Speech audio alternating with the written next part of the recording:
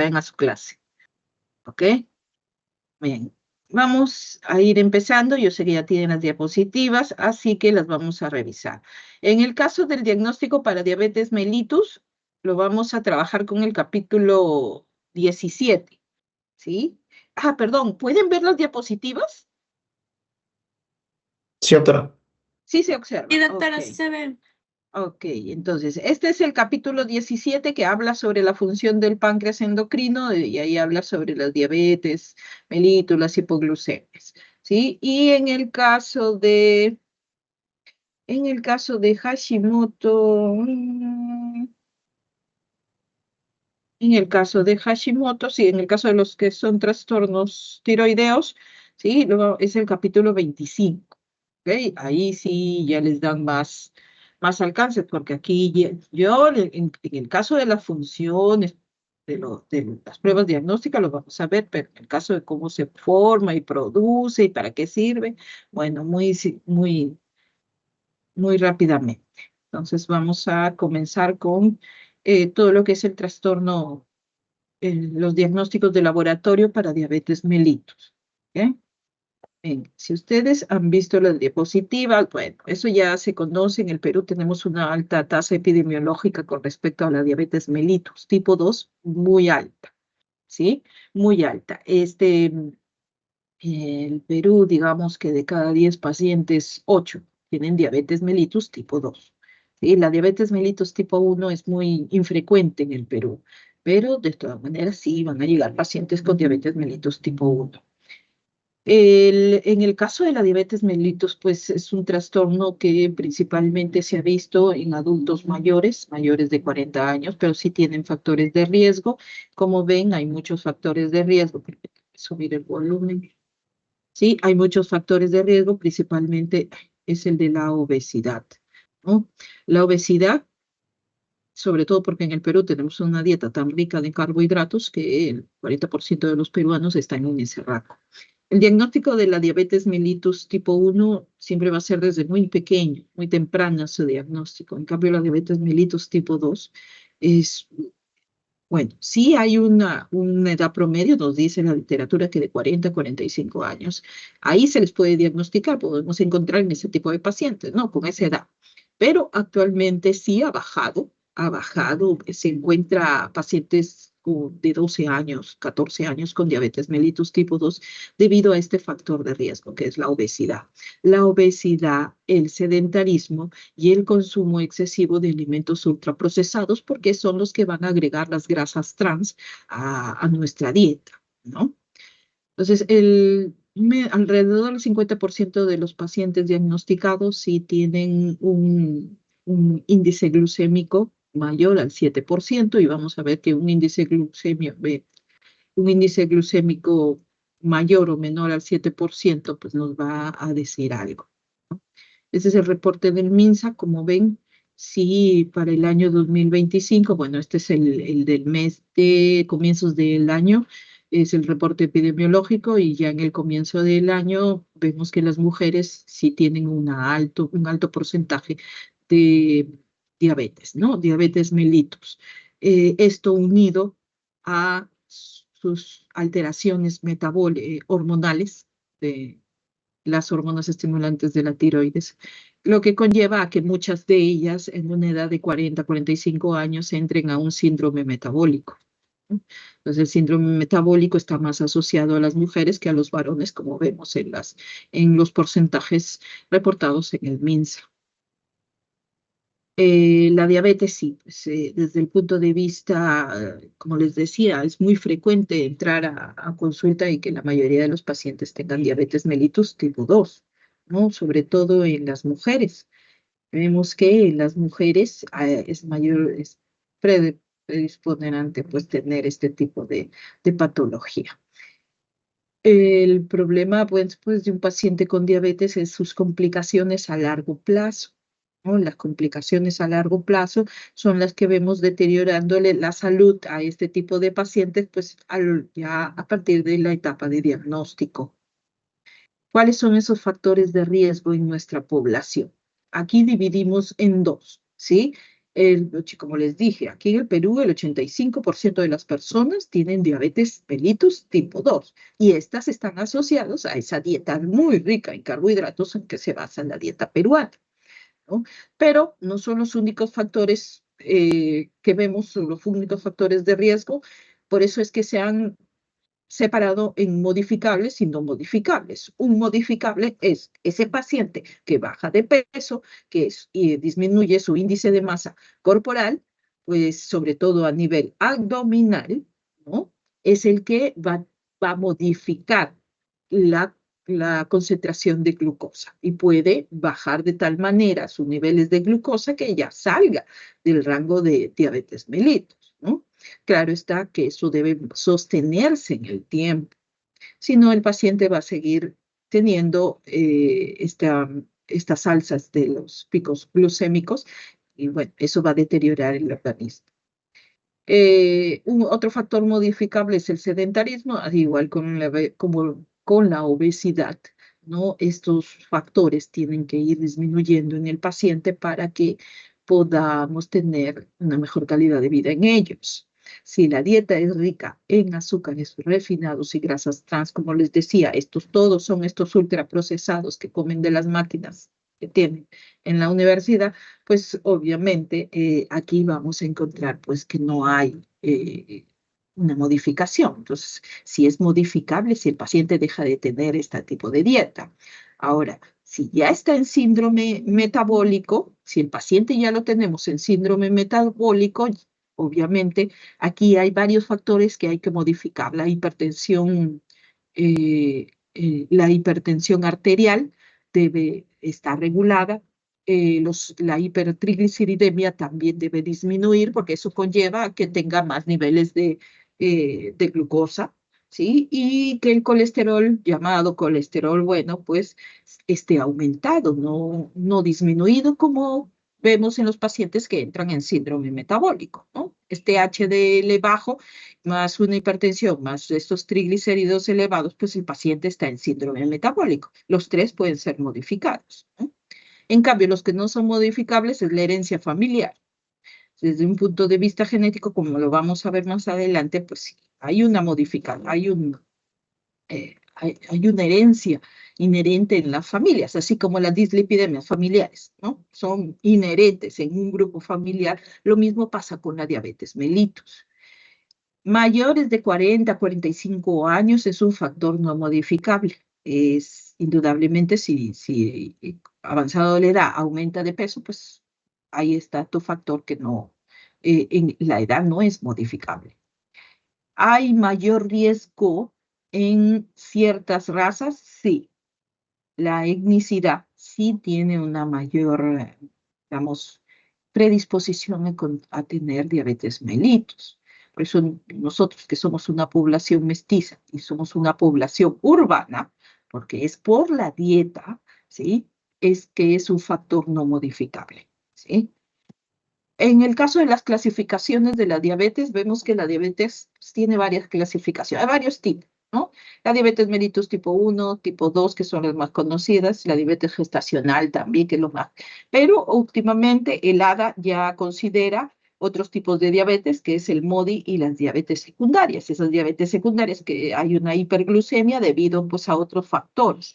Pueden ser las enfermedades pancreáticas, sobre todo en el caso de las pancreatitis crónicas, donde va a haber un aumento de la glucosa, así como las fibrosis quísticas, también hay una hiperglucemia.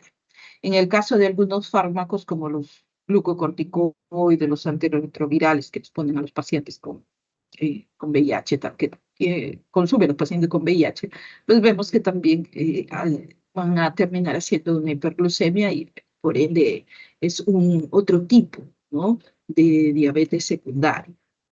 En el caso, bueno, vamos a empezar aquí. Con la diabetes mellitus tipo 1, recuerden que esta es una enfermedad autoinmune. ¿Okay? Aquí esa destrucción de las células beta del páncreas provoca que el paciente no tenga definitivamente, llegue a tener inclusive ya a destruir totalmente las células pancreáticas, de modo que ya no deja de producir, llegando inclusive a tener una absoluta deficiencia de insulina. En el caso de la diabetes mellitus tipo 1, vemos que hay marcadores específicos.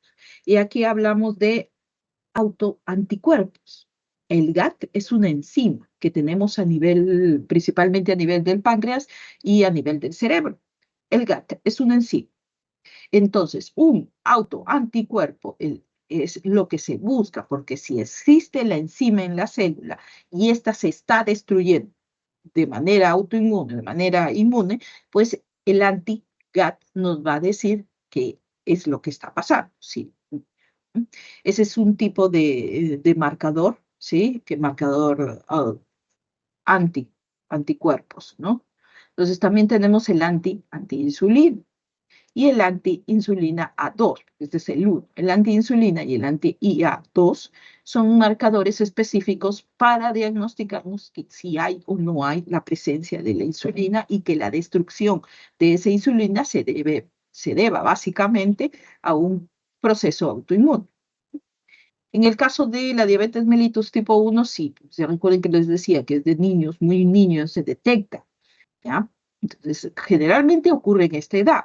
Hasta la adolescencia, hasta jóvenes de 18, 20 años, 25 años puede ser diagnosticado, ¿sí? Pero de ahí, cuando ocurre mayores de 12 años, de 17 años, de 20 años, ya ocurre a cualquier edad. A eso se le conoce como LADA, ¿sí? Que es una progresión lenta de la diabetes mellitus tipo 1, pero en adultos. Es decir, que lo ha tenido desde muy pequeño, pero se puede diagnosticar en edad adulta, ¿sí? Pero ya no es esta progresión de la enfermedad sigue siendo una diabetes mellitus tipo 1. Aquí el tratamiento entenderá que si no hay insulina, pues lo que hay que aplicarle al paciente es la insulina, ¿no? La insulina aquí sí es obligatoria en la diabetes mellitus tipo 1. En cambio, en la diabetes mellitus tipo 2, que es la diabetes que diagnosticamos en pacientes mayores de 40, 45 años y que está relacionado con la dieta, ¿sí? A lo largo de la vida de ese paciente, pues no es que no tenga la insulina, aquí es deficiente en la función que tiene la insulina, ¿sí? ¿Cuáles son las pruebas de diagnóstico que utilizamos en este tipo de paciente? La hemoglobina glicosilada sí me ayuda, no solamente al diagnóstico, también me ayuda básicamente en eso, al control de cómo está controlando o llevando la enfermedad el paciente. Recuerden que la hemoglobina glicosilada, que es esta proteína, la hemoglobina A1, ¿sí? Ha sufrido un proceso de glicosilación. La hemoglobina A1 pues es una hemoglobina que está dentro del eritrocito y significa que en el torrente sanguíneo hay glucosa. Si hay mucha glucosa, como sucede en el paciente con diabetes mellitus tipo 2, hay mucha glucosa, hay hiperglucemia, hay una glicosilación de manera espontánea entre la hemoglobina A1 y la glucosa. Como hay tanta y toda está atiborrada en la sangre, el eritrocito se junta, se une, reacciona con esa glucosa, ¿sí? Y nos ayuda como un marcador de la diabetes mellitus. ¿Ok? Ahora, no es la única, la hemoglobina glicosilada, también tenemos a la glucemia en ayunas que se le toma a los pacientes y que, obviamente, si el paciente no tiene, digamos, no tiene un diagnóstico de diabetes mellitus, el valor normal estaría hasta 100, 105 miligramos por decilitro. Pero si el paciente ya tiene un diagnóstico de diabetes mellitus, generalmente lo vamos a encontrar mayor a 125, 26 miligramos por decilitro. Es normal encontrar en ayunas a un pacientito diabético, ya diabético diagnosticado, que tenga alrededor de que sea mayor a 126, ya eso me va a decir y me va a confirmar de que el paciente tiene diabetes, ¿no? Ahora, el péptido C también es una proteína que me va a ayudar al diagnóstico de la diabetes mellitus tipo 1 y tipo 2, ¿sí? Esa ya lo vamos a ver, yo tengo un cuadro para que ustedes lo vean.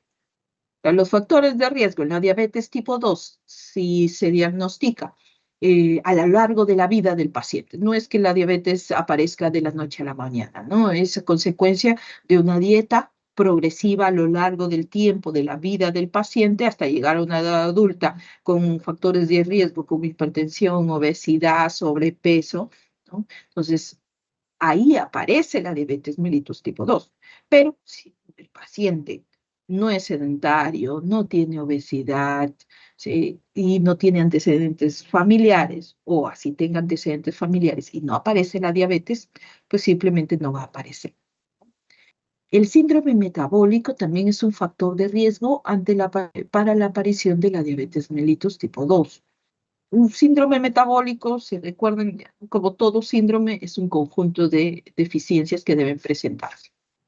Paciente con hipertensión arterial, paciente con hiperglucemia, paciente con obesidad, sobre todo abdominal, ¿sí? El índice de masa corporal, bueno, no se mide, sino el índice de masa a nivel abdominal.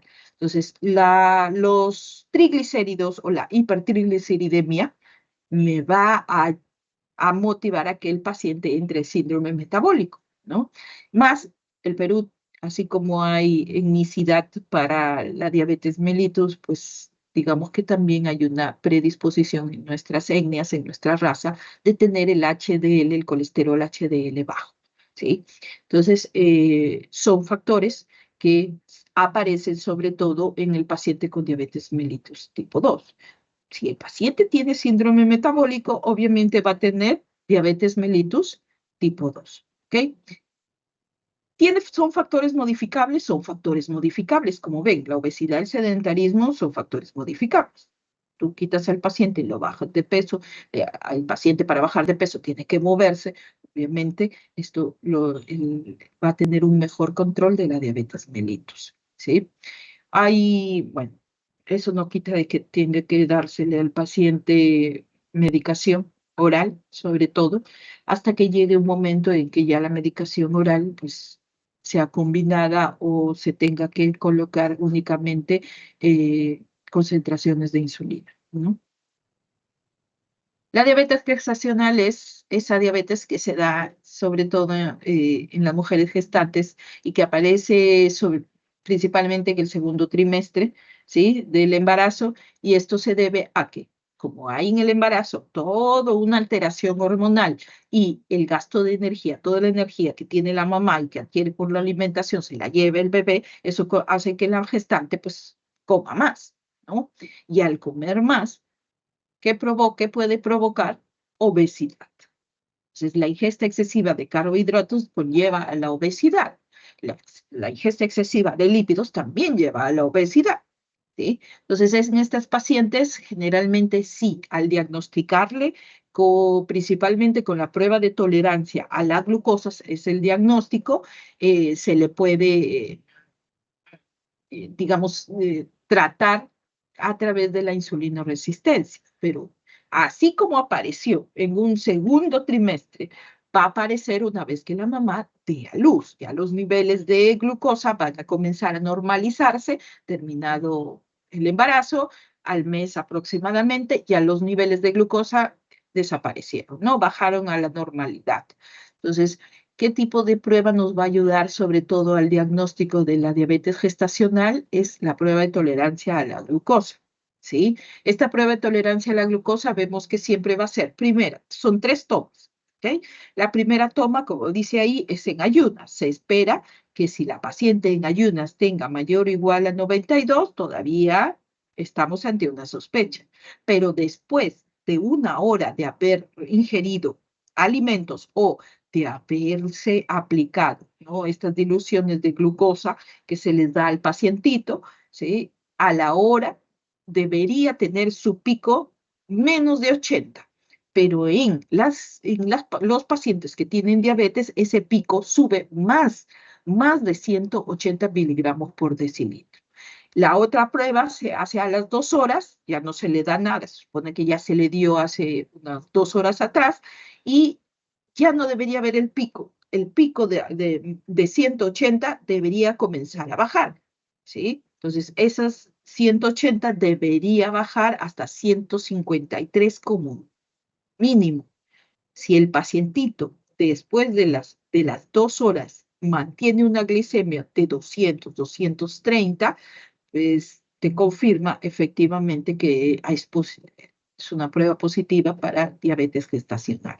Entonces, recuerden que hay siempre después de los alimentos o de la ingesta de esta solución de glucosa que se le da a las pacientes, principalmente hay unos picos de glucosa. Estos deben ir bajando conforme se da el metabolismo de la glucólisis, ¿sí? Y el ciclo de Krebs de la mano para ingresar toda esa glucosa a la célula y que produzca energía. Esa es la idea después de los alimentos. Pero en este caso vemos que los pacientes que tengan diabetes, ese pico no baja, sube. De 180 pasan a 200. Entonces algo está fallando. No están produciendo suficiente insulina. El riesgo aquí de la diabetes gestacional, recuerden que es sobre todo, no para la mamá, es para el niño, porque esos picos de hiperglicemia pueden provocar alteración a nivel del feto. Y sí, el niño puede nacer con hipoglucemia neonatal, ¿no? Y eso conlleva a que el niño sea internado. No lo puedes tener con hipoglucemia.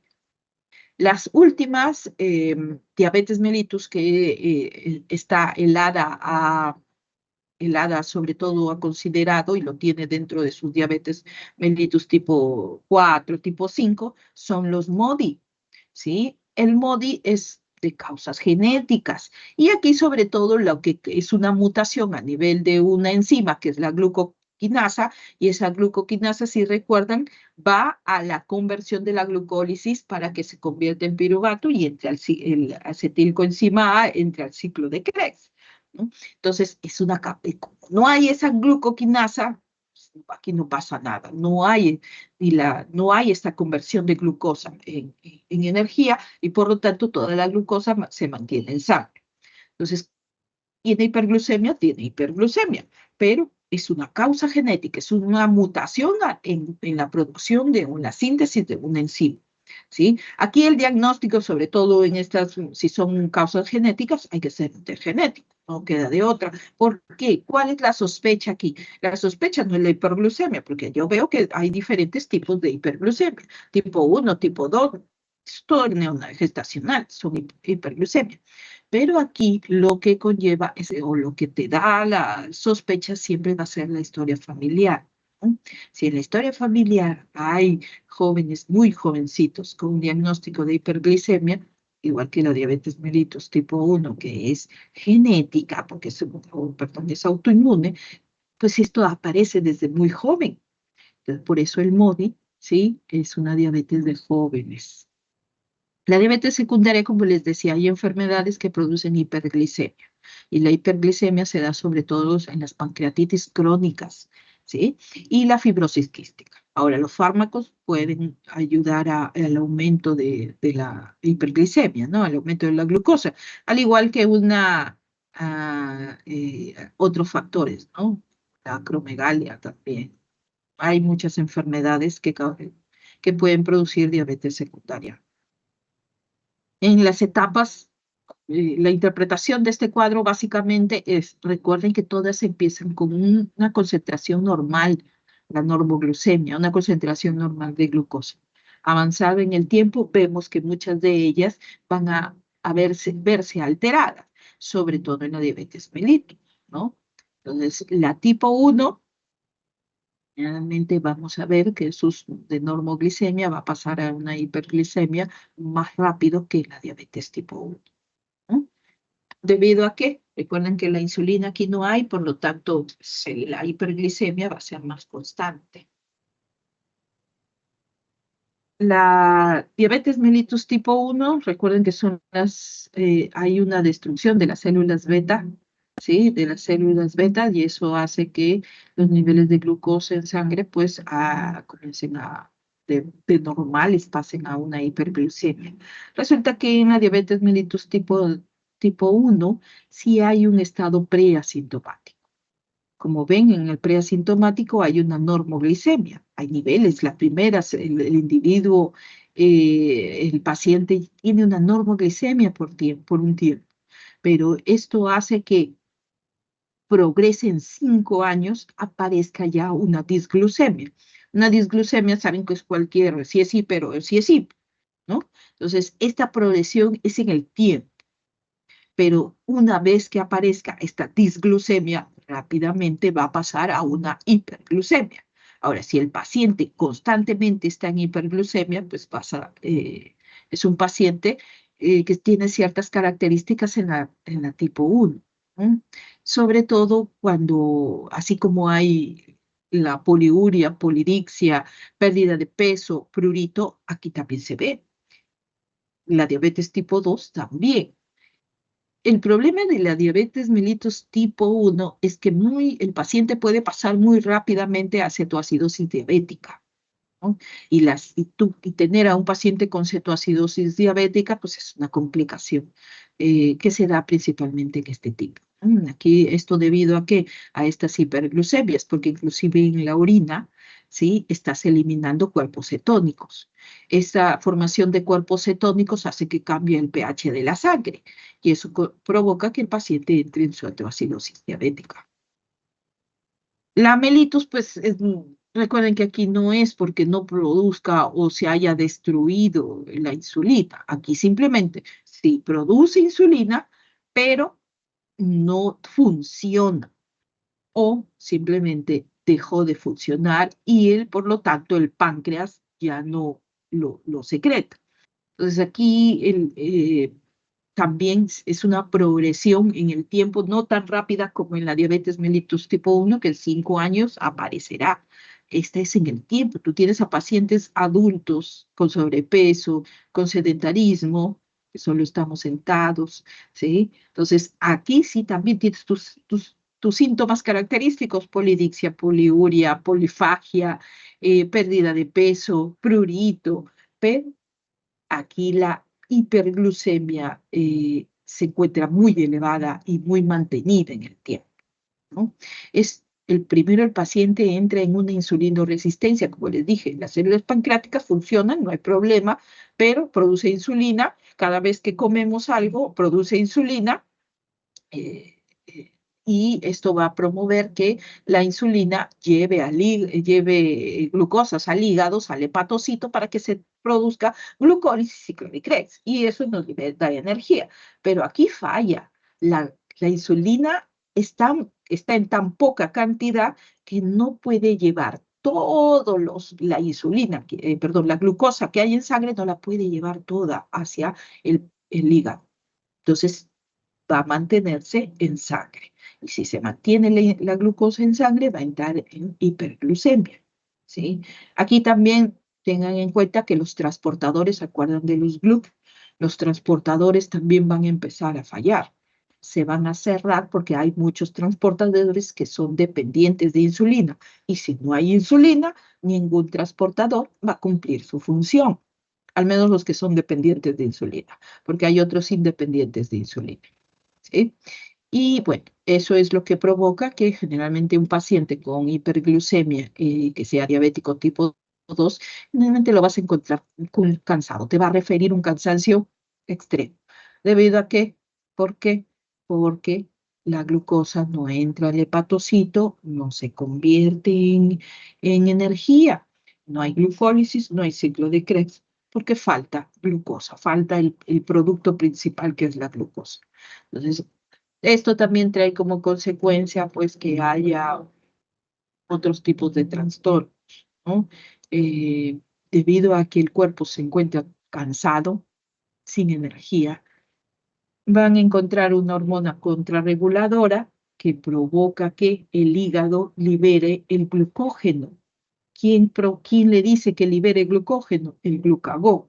Entonces, el glucagón le va a decir al hígado: libérame todo el glucógeno almacenado, y ese glucógeno se va a convertir en glucosa. Y eso va a promover de que el paciente tenga más hiperglucemia, ¿sí?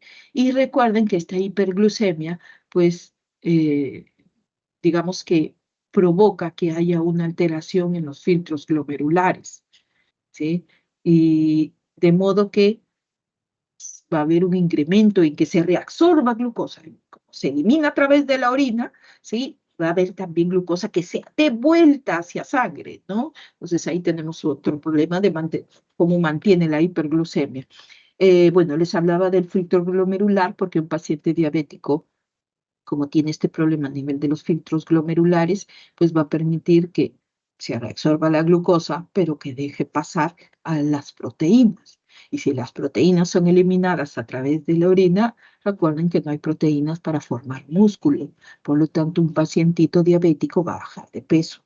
Pero esa baja de peso es porque se le está destruyendo todo el tejido muscular también, ¿no? Ese es en cuanto al paciente diabético, el diabetes mellitus tipo 2. Acá tienen la insulina resistencia. La insulina en primer lugar es la hormona que se encarga de llevar todas estas glucosas hacia los receptores del hepatocito, receptor muscular, receptor en los eritrocitos, ¿no? Entonces, esta resistencia a la insulina se ve disminuida o la insulina comienza a tener menos actividad, sobre todo cuando los niveles de glucosa aumenten.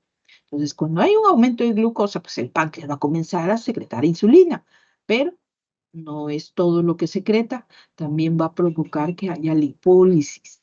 Y al haber lipólisis, hay destrucción de triglicéridos que se convierten en ácidos grasos y estos ácidos grasos promueven también que se almacenen en los tejidos y promueven la obesidad. Entonces tienes al paciente pues con agotamiento, ¿sí? Inclusive después de comer. Les refiere un paciente diabético, ya almorcé después de comer, bueno, almorcé y como tenía mucha hambre, pero después de almuerzo me da mucho sueño. Entonces, ¿por qué se debe? Porque el paciente está en resistencia a la insulina. ¿Sí? Aquí hay hormonas, como se acuerdan de la lectina, que es la hormona que se promueve la saciedad, que ya que el paciente ya no come. Pues aquí no hay, no están cumpliendo su trabajo.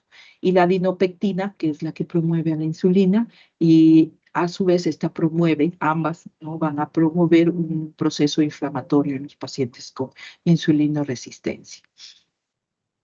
Bien, si vemos la comparación, la diabetes mellitus, vamos a tener un paciente muy delgadito, ¿no? Un paciente de un peso normal hasta delgado. En cambio, un paciente con diabetes mellitus tipo 2 sí tiene obesidad o sobrepeso.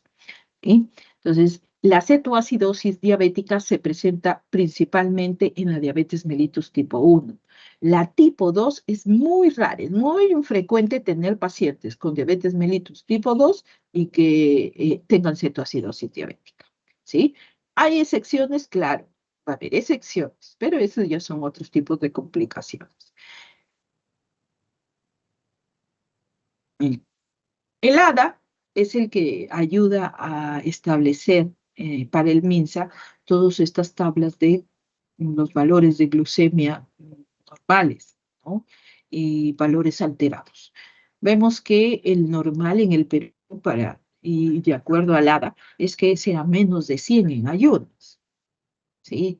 Muchos laboratorios van a establecer sus valores normales, algunos establecen hasta 106, un valor normal en ayunas, pero resulta que el postprandial, es decir, después de esas 2 horas de haber comido, debería estar menos de 140. Pero si recuerdan, les dije que en la tolerancia a la glucosa, vemos que un paciente a la hora tiene más de 180. ¿Sí? Y a las 2 horas, más de 153. Entonces, ¿qué nos dice Lara? Que este paciente a las 2 horas debería tener menos de 140 miligramos por decilitro. Si ya tienen un trastorno, vemos que los rangos, ¿sí? Estos pacientes que tienen, por ejemplo, ya diabetes, se le considera como valores normales que tenga hasta mayor o igual a 126. ¿Sí? Y que cuando ya haya comido, después de 2 horas de haber comido, pues deberíamos encontrar mayor o igual a 200 miligramos, ¿sí? Entonces sí va a cambiar, va a depender del paciente, los glucémicos normales, los que son tolerantes, los que tienen resistencia, sí tienen digamos, una diferenciación en cuanto a sus valores esperados, ¿no? La glicemia normal en ayunas me dice que es de 100 a 125 en ayunas. la glicemia anormal, ¿sí? Eso es lo que establece el ABE, pero nos establece también que después de las 2 horas nos establece que una glucemia normal sea menor de 140, ¿sí? Ya cuando el paciente ya tiene una alteración, como ven, ya tiene diferentes valores, ¿ok? Bien, las personas con una glucemia normal, a ese tipo de pacientes es que se realiza la tolerancia a la glucosa. No, no es frecuente, sí se les hace tolerancia a la glucosa a los pacientes. Les dije que el análisis gol estándar para la diabetes gestacional es esta prueba, la tolerancia a la glucosa.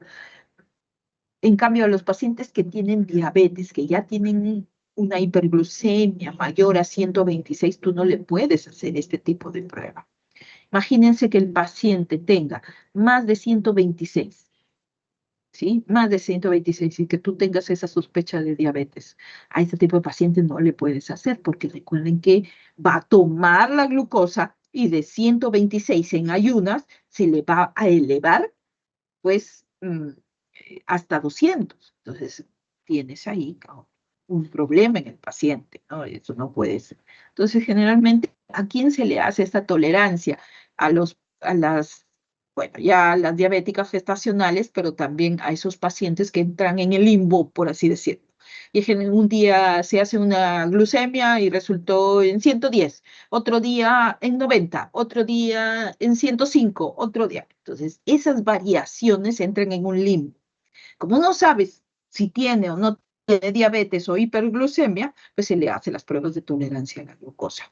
Entonces al paciente se le hace beber 75 gramos de glucosa diluida en un vaso de agua y se mide antes de que lo tome y después que lo tome a las 2 horas, ¿no? A las 2 horas, 4 horas, en algunos laboratorios 1 hora, 3 horas. ¿Sí? Pero lo interesante aquí, como les dije, no le pueden dar no se le puede realizar este tipo de prueba a un paciente que ya es diabético, que ya sabemos que tienes más de 126 en ayunas, ¿no? Ajá. Y bueno, aquí, ¿cuáles son las pruebas de diagnóstico? Vemos que la glucosa en ayunas sigue siendo estandarizada. Esa es la primera que se tiene que hacer. La glucosa al azar no siempre se recomienda, no siempre se hace, eso va, sobre todo si tú quieres saber si tiene hipoglucemia, ahí sí, ¿sí? Se puede hacer una glucosa en el día, en cualquier momento. Si tiene hiperglucemia, generalmente la vas a pedir después de comer, ¿no? Y ahí no tiene que estar en ayunas, tiene que ser después de comer. La prueba de tolerancia a la glucosa es una prueba, como ya vimos, gestacionales, diabéticas gestacionales. La hemoglobina glicosilada les ayuda sobre todo al control, a ver cómo está su paciente, si está tomando su medicación, si está haciendo dieta, se lo va a decir a usted la hemoglobina glicosilada, ¿sí?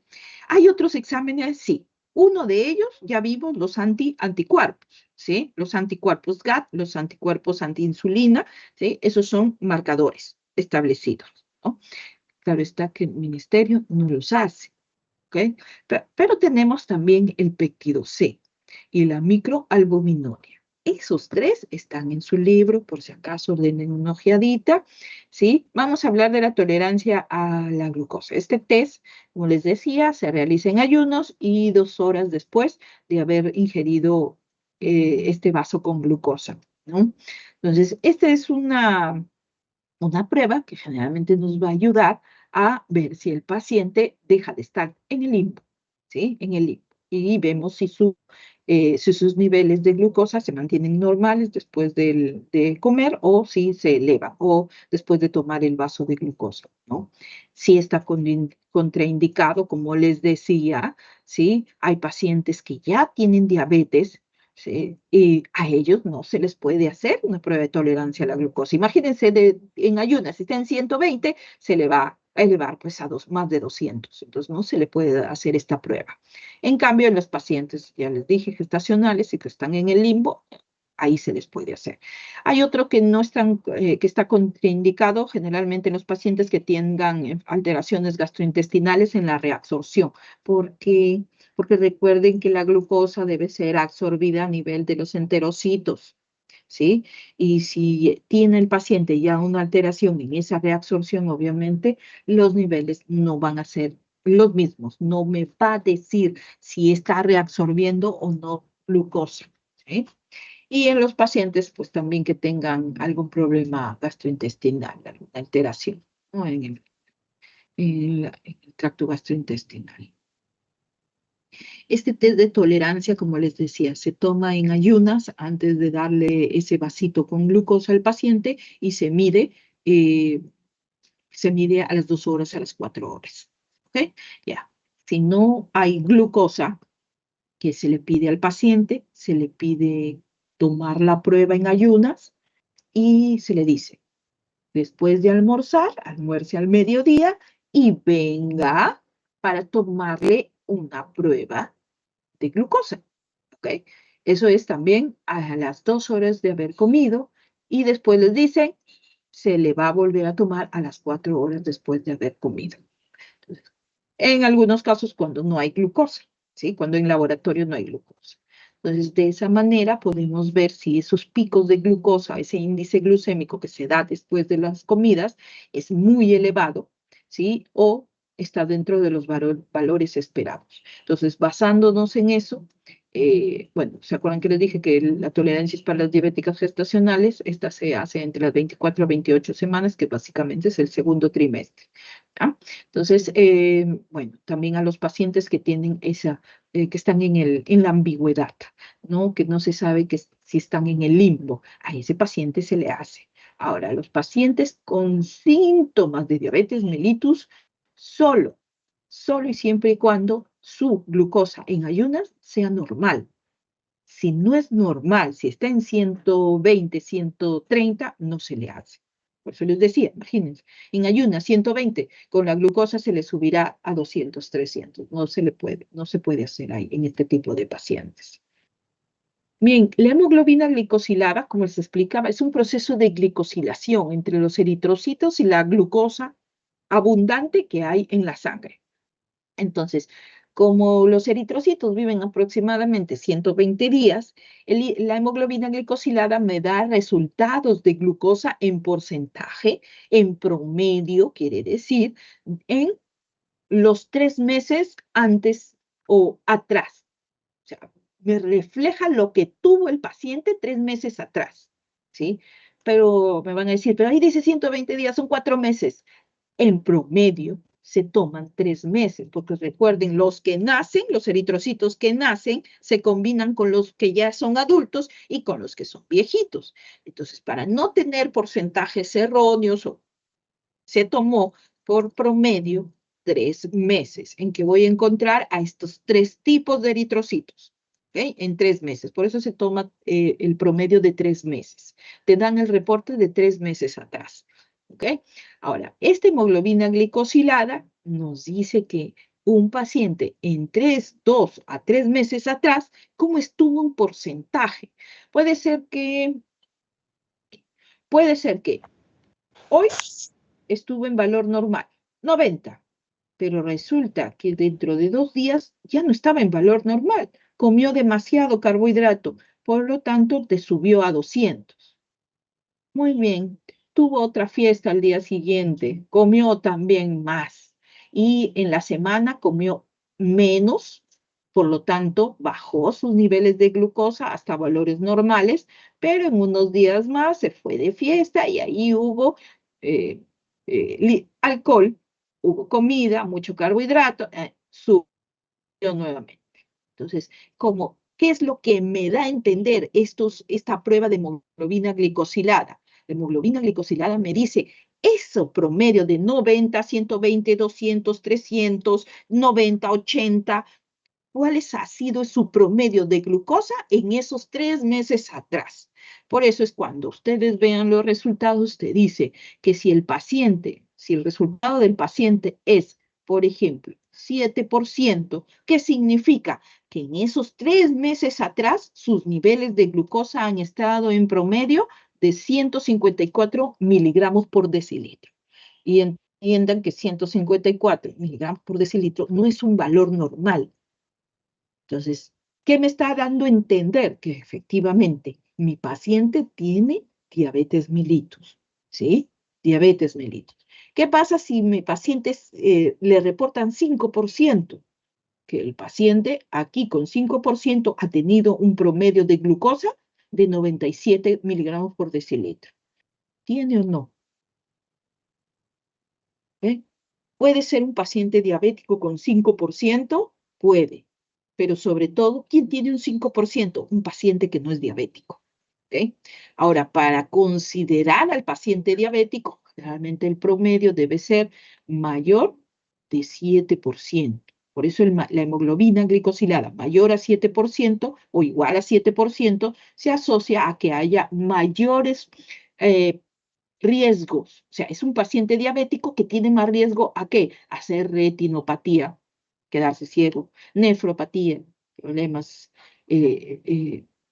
renales, neuropatía diabética, ¿no? Entonces, un porcentaje mayor o igual a 7% no es adecuado para ningún paciente diabético, ¿sí? Se acepta hasta 6,5.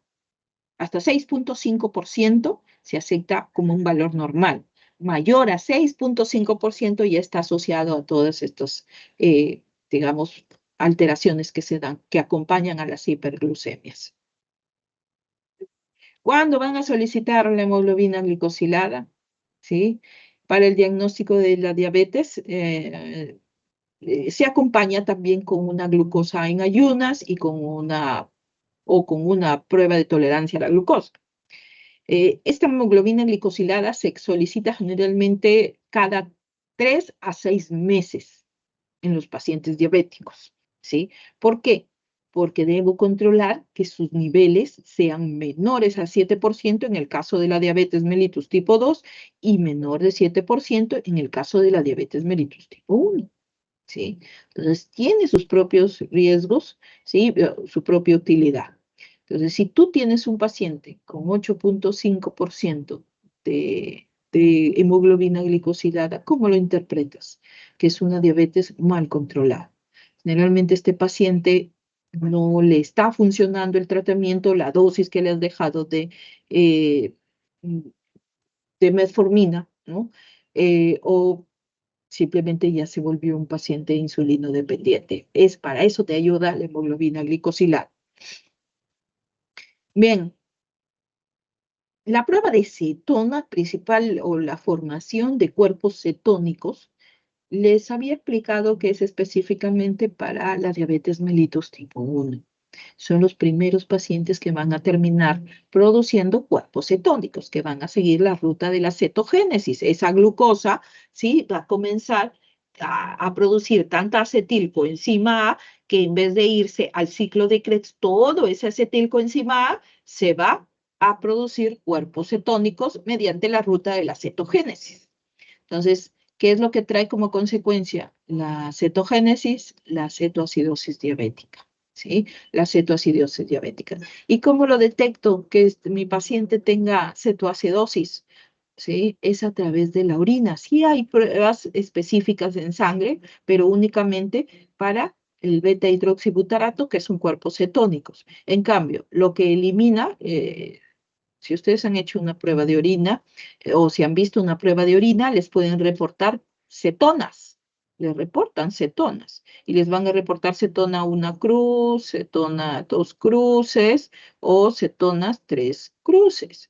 ¿Qué significa? Que está eliminando el pacientito por orina cuerpos cetónicos. Sí, ¿cuál de todos los cuerpos cetónicos? Porque son 3 cuerpos cetónicos, el acetoacetato. Ahora, acompañado de estos cuerpos cetónicos, también va a haber una característica en el paciente. Ese olor o cada vez que hable el paciente tiende a tener un aliento afrutado, ¿sí? ¿Y eso qué se debe? A que está formando otro cuerpo cetónico que es el aceto, que es la acetona, ¿sí? ¿Qué es la acetona? La acetona es un gas, funciona como un gas, algo así, que cuando va a ser, cuando se produce es eliminado mediante el aliento, ¿sí? Entonces, si el paciente tiene en orina presencia de cetonas, 1 cruz, 2 cruces o 3 cruces, eso indica que hay una diabetes mal controlada, en primer lugar, y que esa diabetes mal controlada tiende a tendería a formar cetoacidosis diabética o a que ese paciente entre en cetoacidosis diabética, ¿no? Que es lo que nos espera. Bien, también tienen este ejemplo en en las diapositivas, ¿sí? A ver, si tienen este ejemplo en la diapositiva, paciente con diabetes mellitus, tiene una glucosa muy elevada, el valor normal, ¿sí? Según lo que nos dice el ADA, es hasta 100, ¿sí? Hasta 100. Ya les he dicho, si los laboratorios les reportan valores normales, cada o cada laboratorio tiene su propio valores normales, ¿sí? Pero el ADA nos dice y el MINSA nos reporta que es hasta 100, ¿ok? Si el paciente tiene una glucosa de 320, entenderán que está en hiperglucemia. Ahora, en la tira de orina me muestra cetonas, cetonas dos cruces. Ahora, ¿qué van a hacer? ¿Qué es lo que van a hacer aquí? Uno, ¿qué les dije? ¿Dónde van a eliminar? Eh, ¿Dónde obtienen los resultados de cetona? Es en la orina. Entonces, estos pacientes son propios de la diabetes mellitus tipo 1, por lo tanto, son insulinodependientes. Si ya hay eliminación de cuerpos cetónicos, pues recuerden que es un paciente con diabetes mellitus tipo 1 dependiente de insulina. Ahora hay otros que ya tienen su bomba de insulina y aquí hay un fallo en o cómo está trabajando esa bomba de insulina, ¿sí? Sí, las gestantes también diabéticas también tienden a eliminar cuerpos cetónicos, ¿sí? Pero como les dije, esto es ocasional. Termina el embarazo, si la paciente no ingresó a cetoacidosis, eso es lo que evitan ustedes al diagnosticarle este tipo de patologías, ¿no? Evitar que llegue la paciente a cetoacidosis diabética. Bien, en cuanto, uy, permítanme un segundo, no se grabó, les había puesto otra, otro caso clínico para que lo tuvieran. Esta es la que acabamos de ver. Un segundito, a ver dónde andan ese caso clínico. Yo,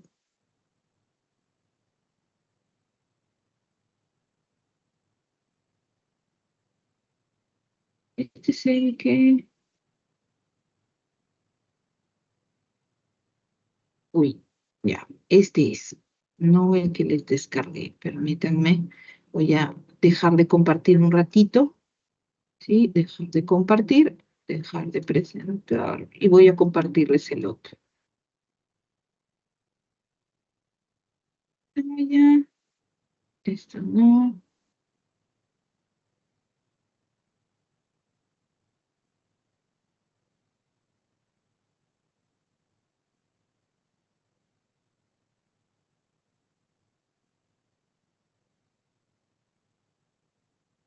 acá está. Este es el que les había puesto. Miren, perdón, si están mirando, ¿no? ¿Sí se ve? ¿Está? Sí se ve. Ah, ya. Ya, ahorita está chiquito, ahorita lo hago más grande. ¿Ok? Ahí sí lo ven más grandecito.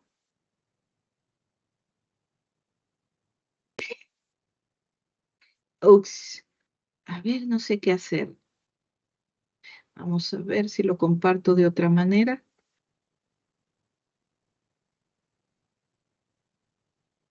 Eh,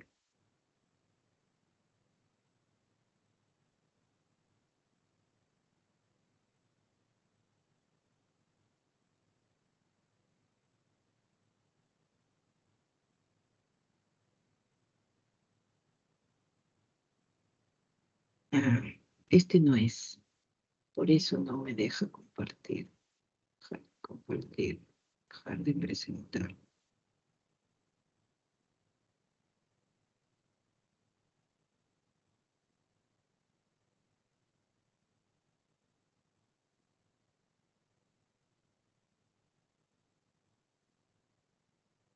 Ya. Tenemos este caso clínico, no puedo hacer, no me deja compartirlo como ventana de Team. Tenemos este caso, miren. Primero, tienes a un niño, recuerdan a quién se le hace, a quién se le diagnostica, perdón, diabetes joven, ¿ok? Ahora, este niño tiene un peso de normal a delgado. No hay antecedentes en familia de diabetes mellitus. La progresión de la enfermedad ha sido muy rápida, nos dice que en 2 semanas ya el paciente tiene poliuria, polidixia, ¿sí? Pérdida de peso. El pacientito además refiere tener náuseas, hay dolor abdominal, ¿sí? En los últimos días, ¿ok? Ahora, ustedes le hacen un examen físico. Al examen físico lo ven deshidratado, ¿ok? Tiene signos de deshidratación, pero curiosamente tiene aliento afrutado, ¿sí? Aliento afrutado también, ¿ok?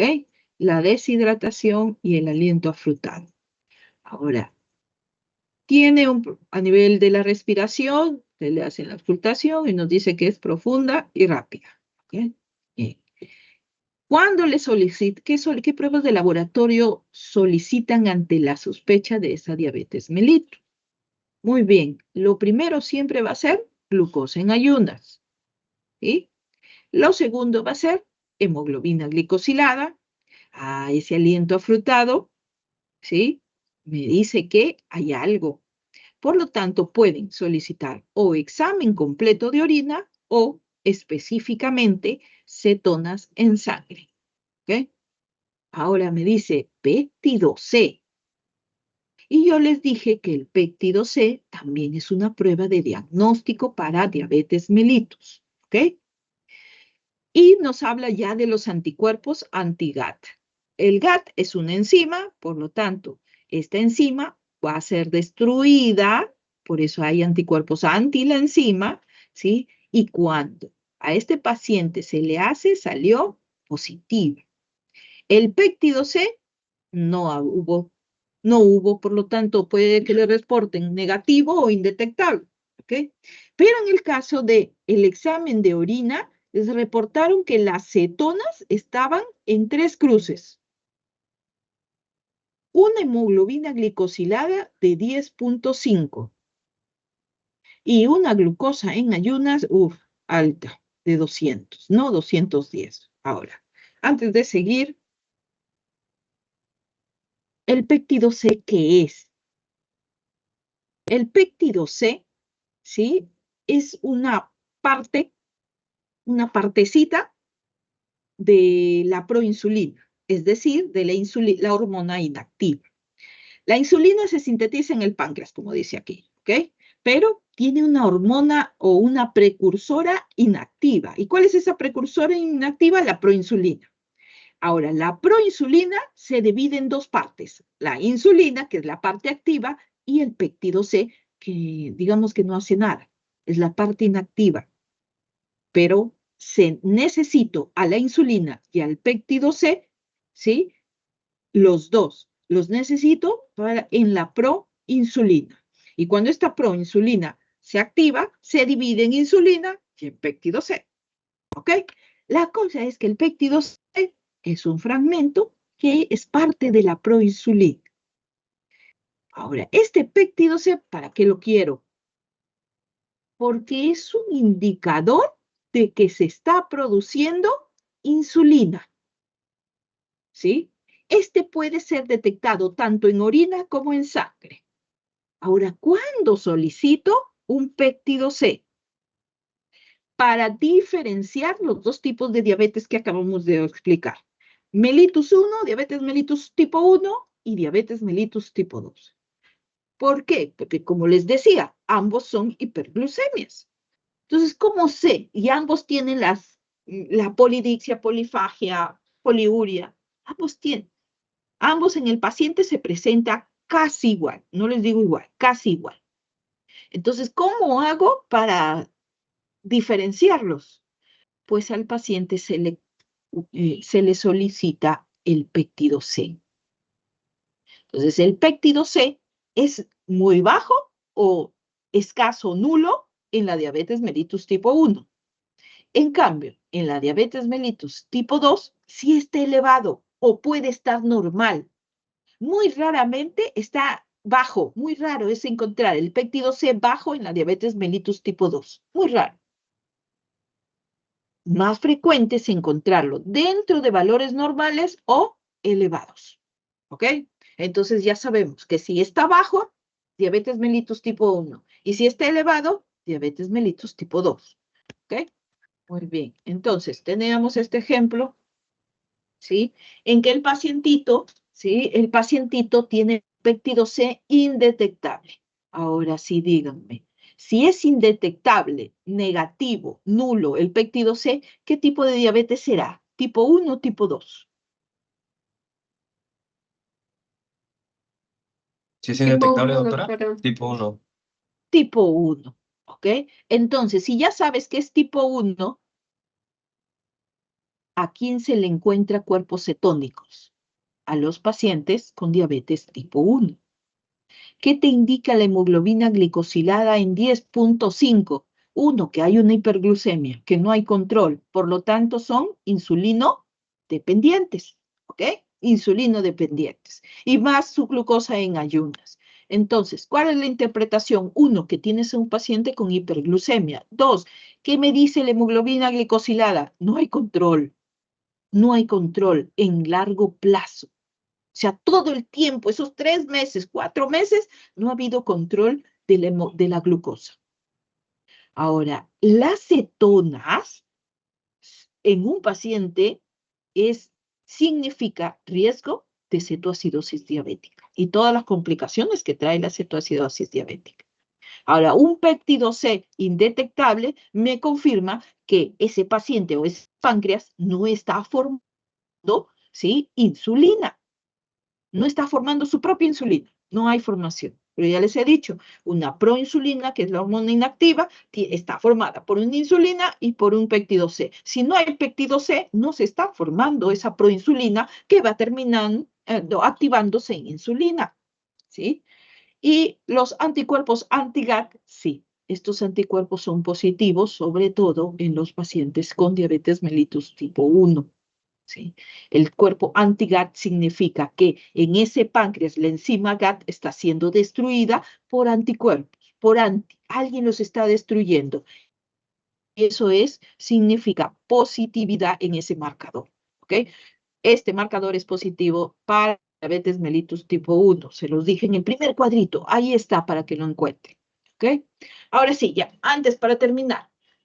Tenemos el diagnóstico de laboratorio para los trastornos tiroideos, ¿sí? Aquí tenemos que recordar que tenemos hormonas tiroideas. La hormona estimulante de la tiroides se produce en la hipófisis y esta va a estimular la producción de dos hormonas, la T3 y la T4, ¿sí? La T3 y la T4. Ahora, esta T4 y T3, ¿sí? Generalmente la T4 es la forma inactiva y la T3 es la forma activa. ¿Ok? Bien, ahora, ¿qué hacen? ¿Para qué se estimula la formación de esta hormona? Uno, sí, ahí dice que capta el yodo. ¿Para qué? Uno es para producir energía, ¿sí? Otra es para regular que las células crezcan correctamente, ¿ok? Entonces vemos que si nosotros tenemos una dieta rica en, aquí, pescados, y la sal, que es la sal de mesa, que es la sal yodada, entonces es nuestra fuente de yodo que va a estimular a que la tiroides, ¿sí? La hipófisis estimula a la tiroides a producir estas dos hormonas, T3 y T4.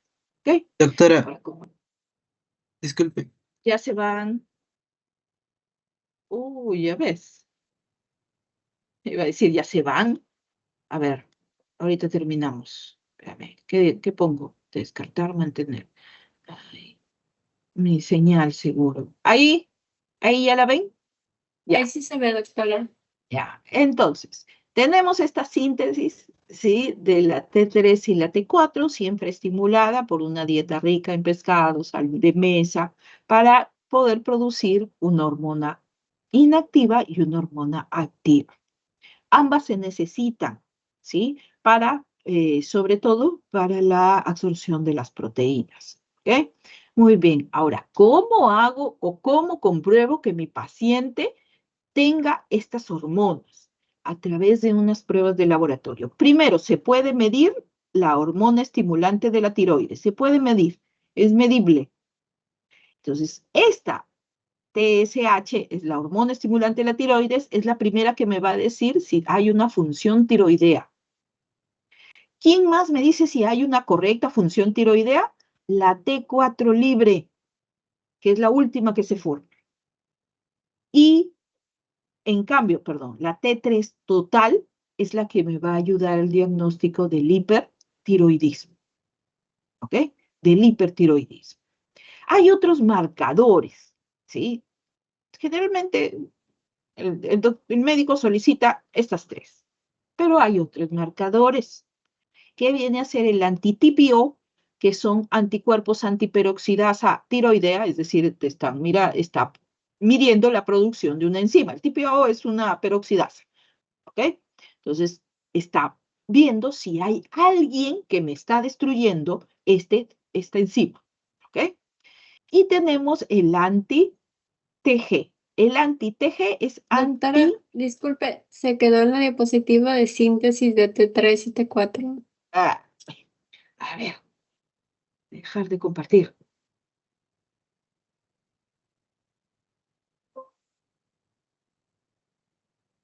Sí, ya se quiere ir hasta las diapositivas. Bien, entonces, ahí la ven, ¿verdad? ¿La ven ahí? ¿No? ¿Sí? No, ¿Sí? doctora, no se ve. Ay, ya, permítanme, tal vez es el internet de aquí. A ver, vamos a ver, vamos a ver. No, esta no es. La voy a cerrar. Esta es. Ahora sí, vamos a dejar, a ver si la compartimos. Toda la pantalla.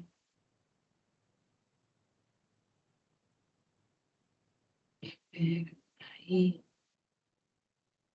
Ahí, ¿logran verlo? Ahora sí, ya, sí, es el internet esta hora ya. Bien, entonces, como les decía, tenemos estos dos marcadores, el TPO, el anti-TPO y el anti-TG, que es antitiroglobulina, ¿ok? Estos marcadores me ayudan sobre todo a dos tipos de patología. Cuando estas hiper o hipo son por tiroiditis autoinmune. Algo está destruyendo, ¿sí?, a las glándulas. En cambio, el anti-TG, que es la antitiroglobulina, me va a complementariamente, me va a ayudar al diagnóstico de la enfermedad de Graves y la enfermedad de Hashimoto, ¿sí? Tenemos aquí, ya no tenemos, no quiere pasar ahora. Ahí. Entonces, vemos que cuando estos anticuerpos antitiroideos se solicitan, es para ayudarnos al diagnóstico de la enfermedad de Graves, el tiroidismo de Hashimoto y la enfermedad de Graves, en el caso del TPO, que es la antitiroperoxidasa, y el TG es específico para la enfermedad de Hashimoto y el TRAP es específico para la enfermedad de Graves. ¿Ok? Entonces, si vemos un marcador anti-TRAP positivo, me va a decir que es una enfermedad de Graves. Pero si vemos el marcador anti-TG positivo, me va a decir que es una enfermedad de Hashimoto. ¿Ok? ¿Se puede hacer el anti-TPO? Sí. Me va a decir que hay un problema inmune, que algo está destruyendo a la enzima tiroperoxidasa. Pero no sabemos aquí si es Hashimoto o si es Graves. Cualquiera de los dos. ¿Cuál me confirma? ¿El TRAP o el TG? ¿Sí? Entonces, estos son estudios inmunitarios. Esto sí se debe realizar siempre en la primera parte del diagnóstico de las hipo o hipertiroidismo. Ahora sí, ya que sabemos qué exámenes me van a confirmar, vemos aquí. Tenemos que la enfermedad de Graves, es un hipertiroidismo, es decir, hay un exceso de hormona tiroidea, ¿ok? como hay un exceso de la hormona, quiere decir que la hormona estimulante de la tiroides está disminuida. En cambio, sus productos T4 y T3 sí están aumentadas. Cuando hay un tiroidismo o enfermedad de Hashimoto, es un hipotiroidismo. ¿Qué me quiere decir? Como hay un hipotiroidismo, hay una disminución de los productos de la tiroides. Quiere decir que hay mucha hormona estimulante de la tiroides, pero muy poco producto, muy poco T4 sobre todo, que es la parte inactiva. Hay muy poco T4. Entonces, si yo utilizo los marcadores autoinmunes, vemos que el TRAP, ¿qué me decía? Que me confirmaban la enfermedad de Graves. Entonces, vemos que aquí el TRAP me confirma la enfermedad de Graves. El TPO es el limbo, es el que es indeciso, ¿sí? Y en el TPO vemos que puede salir para la enfermedad de Graves, puede salir positivo o negativo, que puede o no puede estar presente. ¿Sí? Entonces, por eso es que se hace el anti-TRAP, porque el anti-TRAP me confirma que efectivamente hay una enfermedad de Graves, sobre todo a nivel de los receptores de la hormona estimulante. En cambio, quiero diagnosticar tiroidismo de Hashimoto. El tiroidismo de Hashimoto, ¿cómo lo diagnostico? Lo diagnostico con el TPO. Sí, el TPO me va a ayudar. Porque el TPO hemos visto que diagnostica o Hashimoto o Graves. Pero si yo quiero diagnosticar Hashimoto, ¿qué tendría que utilizar también? Tendría que solicitar el anti-TG. Y vemos que efectivamente el TPO y el anti-TG son positivos para la tiroiditis de Hashimoto. ¿Sí? Y el anti-TRAP saldrá negativo, porque ¿cuándo sale positivo el anti-TRAP? En la enfermedad de Graves. ¿Ok? Muy bien, ahora al paciente le hacen ustedes un examen físico. ¿Qué van a encontrar a nivel del bocio? En el caso de la enfermedad de Graves o hipertiroidismo, ese bocio se encuentra agrandado y hipervascularizado. ¿Qué quiere decir? Que hay dolor. ¿Sí? ¿Qué más van a encontrar en el paciente con hipertiroidismo? Tiene bajo peso, pierde peso. Sus células no están funcionando bien, no están creciendo bien. Ahora, aquí es característico el paciente exoftálmico, es decir, sus ojitos sobresalientes, ¿sí? En el caso de Hashimoto, todo lo contrario. Resulta que su bocio no es vascularizado, no le duele, no lo siente. Es no vascularizado. En cambio, un paciente con Hashimoto tiene un aumento de peso. Recuerden, aumento de peso siempre en estos pacientes va a provocar fatiga, va a provocar que la piel se seque, ¿sí? Ese es característico en cada una de las enfermedades. La interpretación de los resultados ya lo vemos de manera sintetizada aquí. Un hipotiroidismo, hay dos tipos de hipotiroidismo. Primario, que es el Hashimoto, y secundario, ¿sí? O central, perdón. ¿Cuál es el primario? Para el diagnóstico de Hashimoto, hemos visto que la hormona estimulante de la tiroides está aumentada, pero sus productos, específicamente el T4 libre, que es el inactivo, está disminuido. ¿Sí? Disminuido. En cambio, estoy con el dedo, los estoy señalando.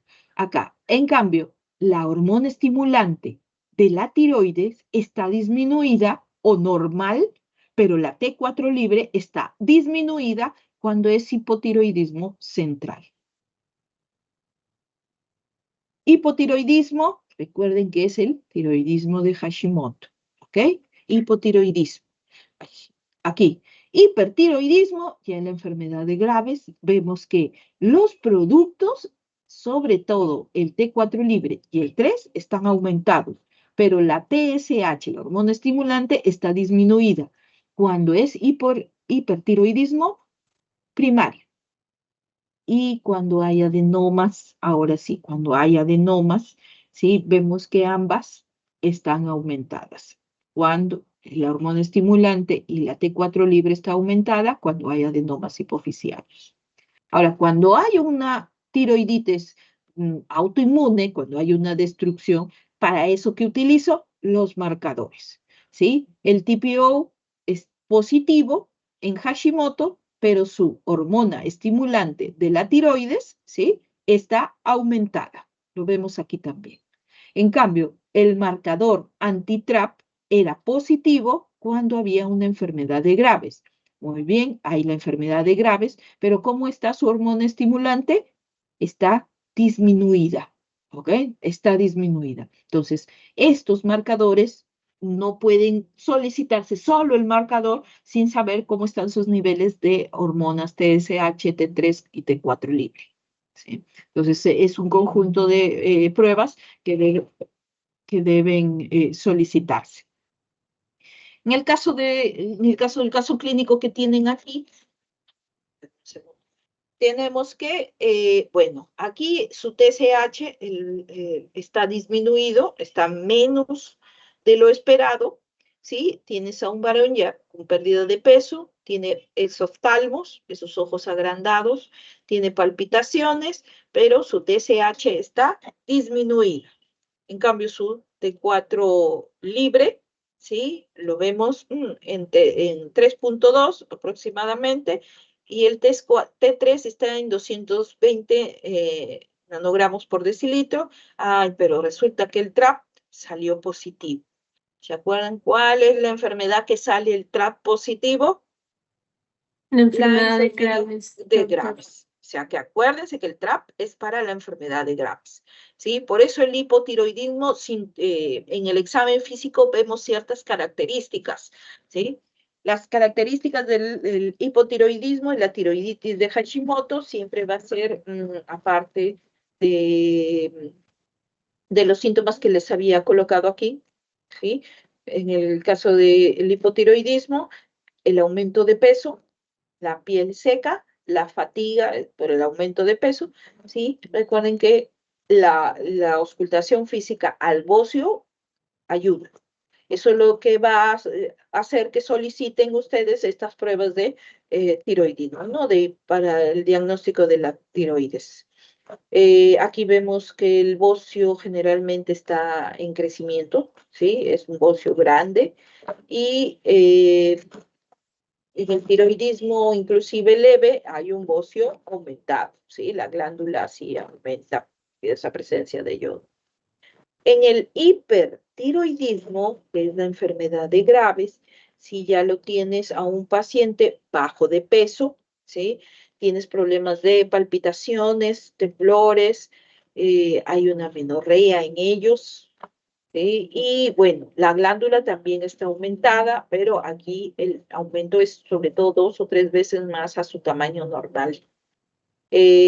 Aquí si la prueba Gold estándar para su diagnóstico sigue siendo los marcadores anti-TRAP, ¿sí? Si el anti-TRAP es positivo, no hay otra cosa más que diagnosticarle la enfermedad de Graves. Este es el caso clínico que les presentaba.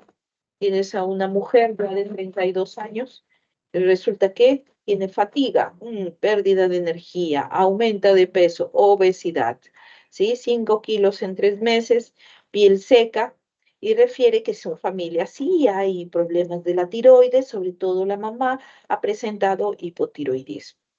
Cuando hacen la auscultación del bocio, tienes un bocio no vascularizado. Por lo tanto, no hay dolor en ese bocio a la auscultación. La piel seca, ¿sí? Hay un edema a nivel de las piernas, hay un proceso inflamatorio y generalmente es una paciente que debido a esa fatiga progresiva, piel seca, lo más probable es que tenga pérdida de cabello. El cabello quebradizo, tenga bajos reflejos, etcétera. Entonces, a las pruebas de laboratorio vemos que me sale un anti-TPO aumentado, un anti-TRAP negativo. ¿Qué quiere decir? ¿Cuál sería la causa o cuál sería la enfermedad que tiene la paciente? Si tiene un TPO positivo y un TRAP negativo, un anti-TRAP negativo. ¿Qué es lo que esperamos aquí? TSH me dice que está aumentadísimo. Su T4 libre está disminuido.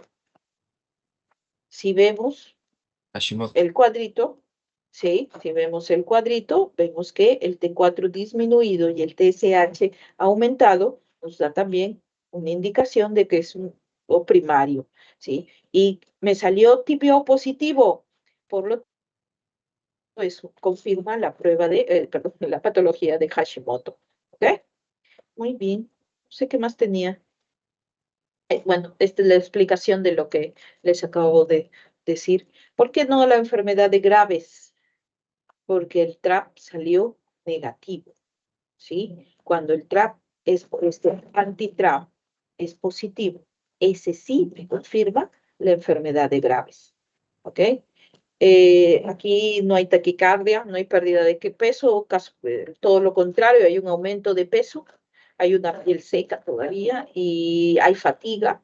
Eso es lo que demuestra que es un tiroidismo de Hashimoto, hay un hipotiroidismo, sobre todo autoinmune, porque me lo comprueba el hecho de que el TPO esté elevado. ¿Sí? Si el TPO está elevado, entonces hablamos de que hay un hipotiroidismo autoinmune, ¿sí?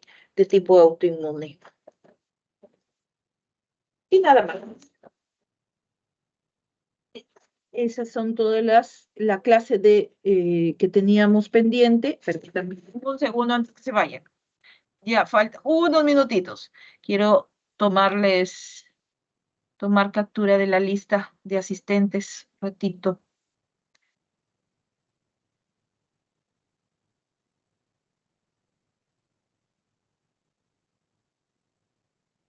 Ay, no hago. A ver, espera. Ver, poder descargar, no sé cómo descargar la lista. Son 52 de los que recién me entero que somos 80 en este curso. Ayer casi nos da patatús. 80, ¿de dónde salen 80 si no hay en clase 80 nunca?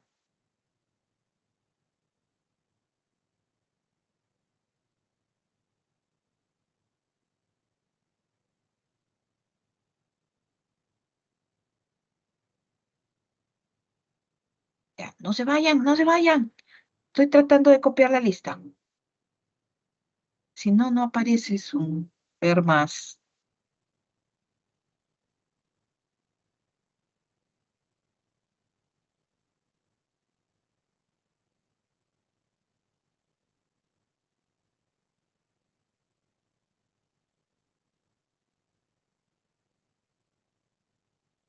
¿Ya?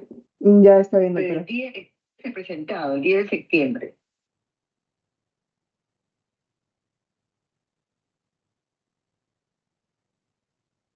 Listo, chicos, ya, los dejo. ¿Sí? Ya nos vemos este viernes, ¿sí? Este viernes nos vemos, creo que sí. El viernes hablamos. Ahora sí pueden salir. Como veo, como escucho a su clase. Gracias, doctora. Muchas gracias, doctora. Gracias, doctora. Gracias, doctora, cuídese.